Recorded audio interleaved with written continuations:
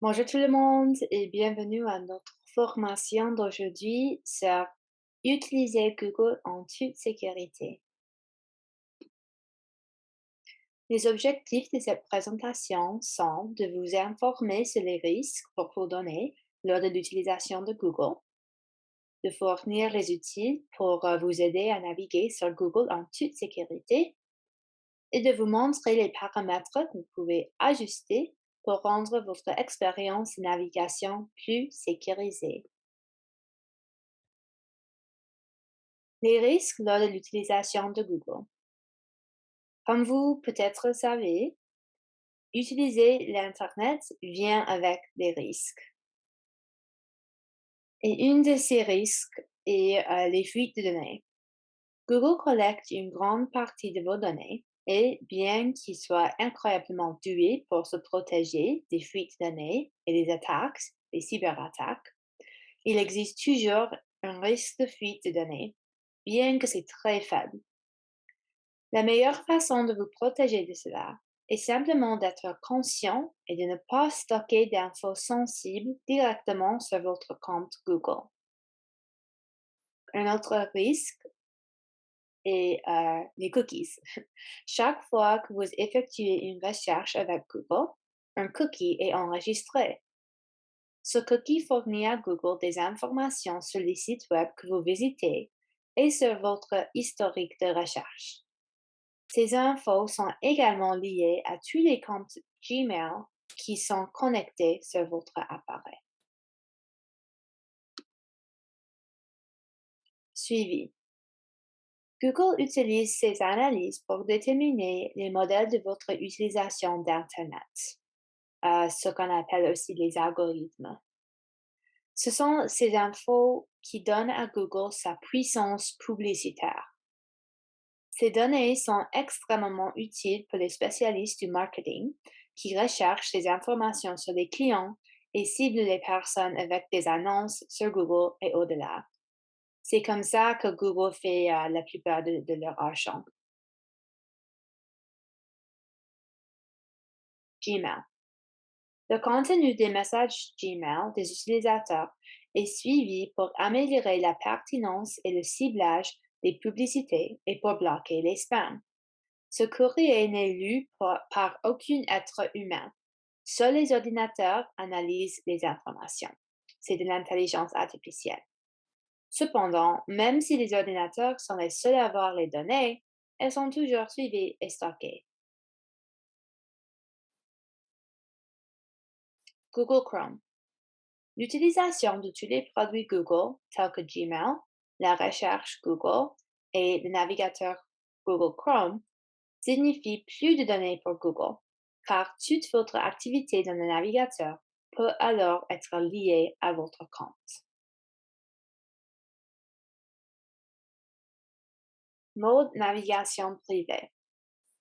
Le mode incognito de Chrome est souvent considéré comme signifiant qu'il protège la confidentialité des utilisateurs.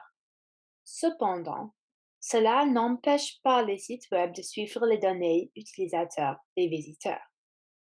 Bien que le navigateur Chrome lui-même ne stocke pas votre historique de navigation, les autres sites que vous visitez peuvent toujours collecter des informations.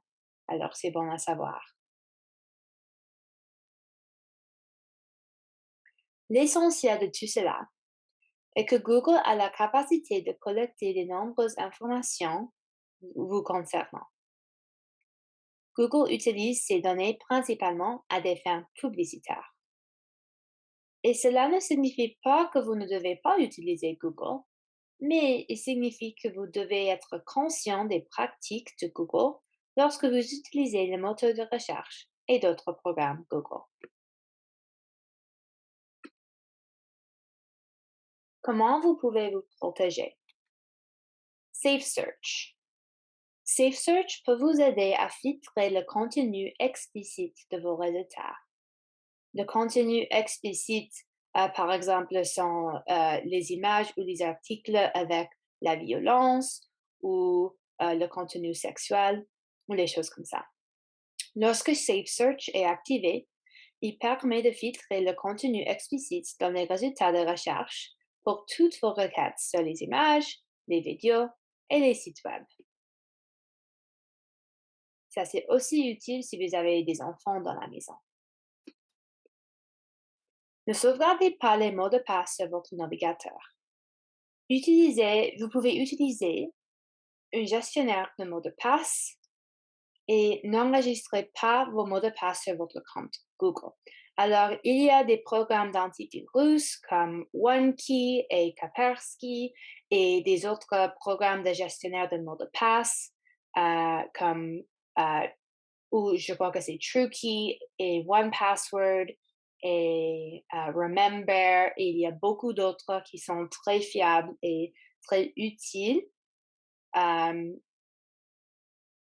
qui sont peut-être une meilleure option d'utiliser que utiliser la fonctionnalité de sauvegarde de mots de passe de Google Chrome. Dans les rares cas où les infos de votre compte Google sont piratées, quelqu'un pourrait avoir une énorme quantité d'informations sur vous, y compris vos identifiants, qui est une combinaison dangereuse.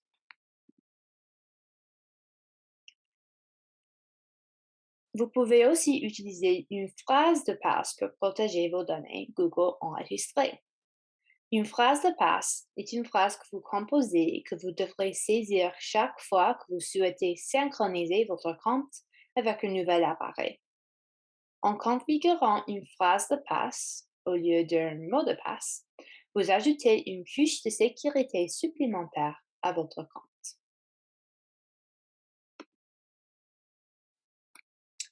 Désactivez la synchronisation. Plutôt que de protéger la synchronisation des données avec une phrase secrète, vous pouvez également tout désactiver ensemble. Être connecté à Google ne signifie pas nécessairement que vos données doivent être collectées sur tous vos appareils. Vous pouvez en fait désactiver la fonction de synchronisation. La synchronisation vous aide à afficher les mêmes infos sur un appareil mobile ainsi que sur d'autres appareils comme des ordinateurs et des tablettes, mais c'est entièrement votre choix de désactiver cette fonctionnalité utile si vous voudriez, ce qui rend plus difficile pour Google de créer un profil complet sur vous.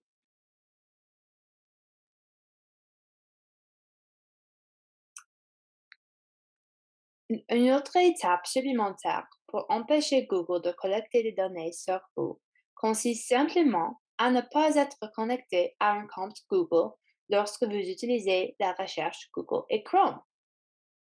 Vous savez déjà peut-être que c'est pas nécessaire d'avoir un compte Google pour utiliser Google. Cette option peut cependant présenter des inconvénients, car même si Google ne suit pas vos informations, la pertinence de votre recherche ne sera pas aussi bonne car Google ne peut pas analyser correctement vos modèles et c'est possible que vous n'aurez pas accès à certains programmes Google comme Google Docs, Google Drive, etc. Désactivez l'historique web. Vous avez probablement activé l'option Historique web ou Web History en anglais, connu sous le nom de recherche personnalisée lorsque vous avez créé votre compte Google pour la première fois. Cette fonctionnalité signifie que Google peut stocker une historique de recherche personnalisée vous concernant. Google n'utilise pas ces données pour cibler les annonces. Il utilise un historique de recherche séparé qui est essentiellement anonyme pour cela. Techniquement, Google n'utilise pas ces infos, mais les données stockées à partir de votre historique web sont stockées pour toujours, à moins que vous ne le désactivez ou supprimez le contenu. Désactivez la diffusion d'annonces basées sur les centres d'intérêt.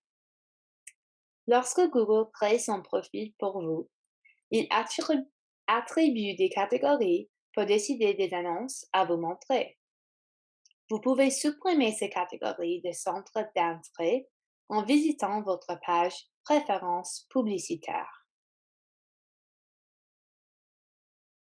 Une autre méthode de vous protéger, utilisez la fonctionnalité de vérification de la confidentialité de Google. Si vous souhaitez savoir quelles informations vous partagez avec Google, vous pouvez passer par Google lui-même. L'utilisation régulière de Privacy Checkup vous permet de voir quelles infos sont partagées avec Google et quels comptes vous avez éventuellement associés. Une fois que vous savez quelles infos sont partagées, vous êtes mieux placé pour apporter des modifications à ces paramètres et protéger les données que vous partagez avec ces services. Effacez les données de votre navigateur. Pour vous protéger des risques liés aux données dans la vie réelle plutôt qu'en ligne, vous pouvez également effacer fréquemment toutes vos données de navigation. Vous pouvez choisir de supprimer tous vos cookies, images en cache, informations stockées, données de remplissage automatique et historique de navigation. De cette façon, si quelqu'un emprunte votre ordinateur portable ou votre téléphone ou le vole, il ne pourra jamais savoir sur quel site vous étiez ou vos identifiants.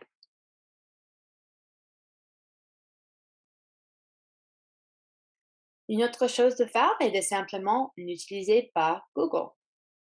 Si vous êtes vraiment préoccupé par les données, le moyen le plus simple de vous protéger du suivi de Google est de ne pas les utiliser. Ça peut sonner comme une impossibilité si vous l'utilisez chaque jour, mais il y a plusieurs d'autres moteurs de recherche alternatifs comme DuckDuckGo ou Ecosia que vous pouvez utiliser pour vos recherches et d'autres navigateurs comme Firefox, Edge ou Safari pour surfer sur Internet au lieu d'utiliser Chrome. DuckDuckGo spécialement est un moteur de recherche qui est connu pour sa confidentialité et sa sécurité. Et il fonctionne d'une manière très pareille à Google. Il existe également d'autres services de messagerie que vous pouvez utiliser à la place de Gmail si vous voudriez changer de service. En général, mélanger vos services et ne pas être entièrement consacré à une seule entreprise rend plus difficile pour quiconque de créer un profil de données cohérent sur vous. On a aussi plusieurs liens utiles qui sont des instructions pour modifier vos paramètres de sécurité Google, comme mentionné dans la présentation. On a y compris la recherche sécurisée, la configuration d'une phrase de passe, la désactivation de la synchronisation, comment désactiver l'historique web, comment désactiver les publicités basées sur les centres d'entrée, la vérification de la confidentialité et le mode navigation privé. Alors, vous pouvez explorer chacun de ces liens dans votre temps libre si vous êtes intéressé d'apprendre plus. Et maintenant, je vais faire une démonstration en direct des paramètres du compte Google. OK. Alors, il faut commencer bien sûr sur google.ca ou google.com. Et pour accéder à mon compte Google et les paramètres de mon compte, il faut simplement cliquer sur mon bouton de profil. Alors, si vous vous êtes déjà connecté à votre compte Google, vous verrez un cercle dans le coin supérieur à droite de votre écran, et ça c'est sur un ordinateur, bien sûr. Et il sera soit votre photo de profil, soit vos initiales. Alors, si je clique au-dessus, il va me montrer mon photo de profil, mon nom, mon adresse email. Et ici, j'ai l'option d'ajouter un autre compte Google si j'ai plusieurs. et de me déconnecter si j'aimerais être déconnectée de mon compte. Mais pour le moment, je vais cliquer sur ce bouton où il dit Gérer votre compte Google. Et dès ici, je peux modifier plusieurs choses. Sur la page d'accueil, je peux voir les alertes de sécurité critique s'il y en a quelqu'un. Et je peux cliquer sur consulter l'activité pour voir qu'il y avait une tentative de connexion suspecte bloquée. Et moi, je sais que c'était un de mes bénévoles essayant d'accéder à le compte Google pour faire une de ces démonstrations en direct. Alors, je sais que c'était pas suspect. Alors, je peux cliquer ici sur oui, c'était moi ou sur non, sécuriser mon compte si je sais pas du venu. Alors, je vais cliquer sur oui, c'était moi. Et maintenant, l'alerte a disparu. Il me suggère aussi d'activer la validation en 2 étapes sur mon compte et il me donne un peu plus de détails. Une des mesures que nous pouvons tous prendre pour prévenir les cyberattaques de grande envergure est de renforcer la sécurité de nos comptes. Et si je clique sur Je participe, je peux empêcher les pirates informatiques d'accéder à mon compte avec un niveau de sécurité supplémentaire. Lorsque je me connecte, la validation en 2 étapes contribue à assurer la confidentialité et la sécurité de mes infos personnelles. Alors, comment ça fonctionne? Et que je vais donner euh, mon numéro de téléphone. Et puis, chaque fois que j'aimerais accéder à mon compte sur un nouveau appareil ou si je suis déconnectée et je veux me connecter encore une fois, il va il va me demander pour mon mot de passe pour mon compte et aussi il va envoyer un message texte ou un appel à mon téléphone pour assurer que c'est vraiment moi. Alors, je ne vais pas faire cela pour le moment.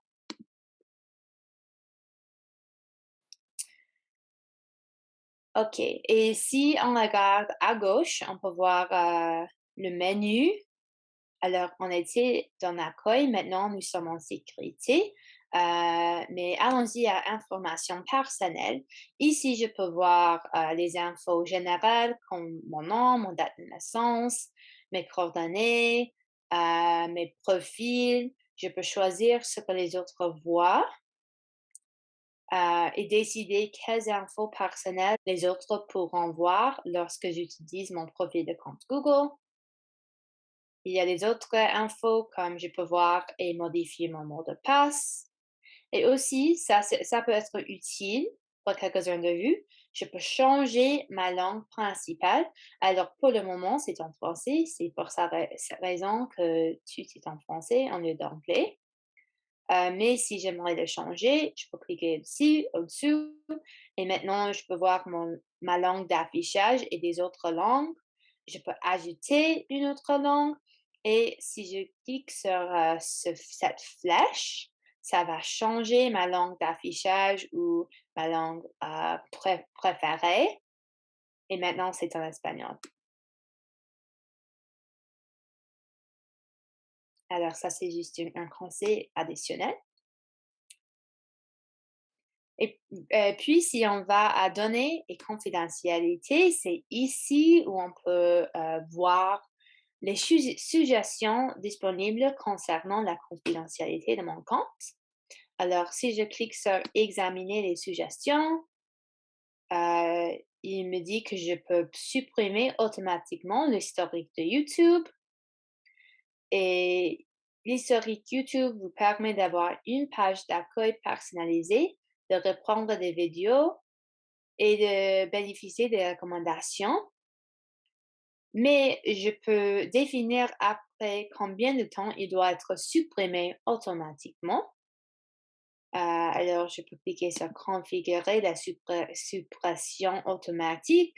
Et dès ici, il dit que euh, il va supprimer automatiquement l'activité datant de plus de 36 mois, mais je peux changer ça à 3 mois.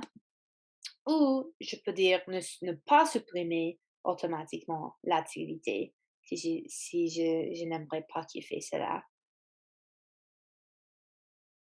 OK. L'autre suggestion qu'il me donne est de planifier le devenir de mon compte. Accédez au gestionnaire de compte inactif pour planifier le devenir de vos données dans le cas où vous arrêteriez d'utiliser votre compte. Ici, je clique sur planifier. Je peux déterminer ce qu'il adviendra de mes données au cas où je ne pourrai plus utiliser mon compte Google. Alors, je peux apprendre un peu plus de ça, mais pour le moment, je vais retourner à mes paramètres. Ça, c'est le check-up confidentialité. Alors, il va vous donner peut-être des autres recommandations qui concernent votre compte personnel. Et puis, si je fais défiler, je peux voir encore plus de choses comme mon activité et des lieux que j'ai visités, les infos que je peux partager avec d'autres personnes, les données des applis et les services que j'utilise et encore plus d'options.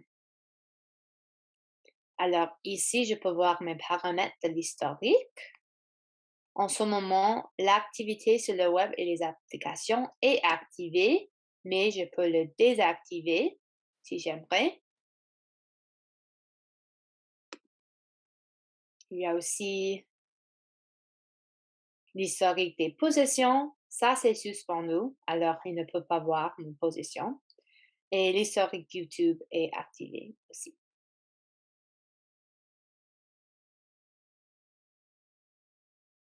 En bas, on a les paramètres des annonces. On peut personnaliser les annonces qu'il nous montre. Alors, en ce moment, je peux voir toutes les choses qu'il sait à propos de moi, que Google sait de mon personnalité et de ma vie. Puis, il nous montre des catégories d'annonces sensibles sur YouTube. Alors, par exemple, si je n'aimerais pas voir les annonces sur les accoules, les rencontres, les jeux d'argent, des choses comme ça, je peux cliquer sur moins d'annonces, alors qu'il va me montrer moins de ces types d'annonces.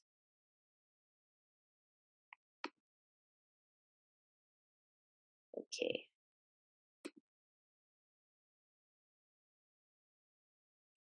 Aussi, on a les résultats personnels de la recherche, où je peux décider ou non que la recherche Google me montre mes résultats personnels qui sont basés sur les infos qu'il a sur moi. Et je peux désactiver cette section si je n'aimerais pas qu'il me montre les résultats de recherche personnalisés, qui incluent des prédictions de saisie semi-automatique, des réponses personnalisées basées sur mes infos Google et des recommandations en fonction de l'activité de mon compte.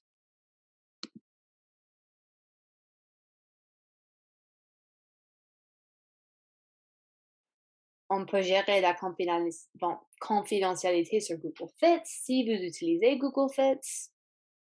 Je peux voir les infos que je peux partager avec d'autres, qui peut voir mes infos de profil et de partage de position. Aussi des modes de paiement, mes abonnements, mes appareils et mes contacts. Et ici, on a les données des applications et des services que j'utilise. Je peux même télécharger mes données ou supprimer un service Google que je n'utilise plus. Et il y a plus d'options comme planifier votre patrimoine numérique, supprimer mon compte Google si je décide que je ne voudrais plus l'utiliser. Et maintenant, on peut continuer à l'onglet de sécurité qui est juste ici. Dans cette section, je peux voir plus des recommandations de sécurité, l'activité récente, la connexion à Google. Alors, on a déjà parlé de la validation en 2 étapes. Je peux l'activer ici. Des méthodes pour vérifier mon identité qui incluent un numéro de téléphone de récupération ou une adresse email de récupération. Alors, si vous en avez plusieurs adresses email, c'est une bonne idée d'utiliser une de celles-là comme une email de récupération au cas où vous perdez votre mot de passe ou quelque chose comme ça. Je peux voir tous les appareils qui sont connectés à mon compte Google.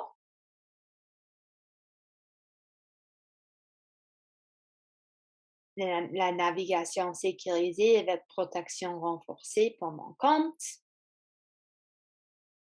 Alors, ça, c'est des protections plus personnalisées contre les extensions, sites et téléchargements dangereux. Alors, je peux activer cela en juste en cliquant ici et il me donne plus d'infos. Mais pour le moment, je vais le laisser comme ça. Et puis, se connecter sur d'autres sites. Alors, on a se connecter à l'aide de Google, le gestionnaire des mots de passe qu'on a mentionné dans la présentation. Et il dit qu'aucun mot de passe n'est enregistré dans votre compte Google. Le gestionnaire de mots de passe facilite la connexion aux sites et aux applications que vous utilisez sur les appareils connectés.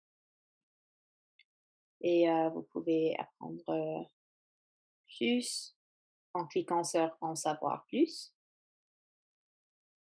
si vous êtes concerné avec cela.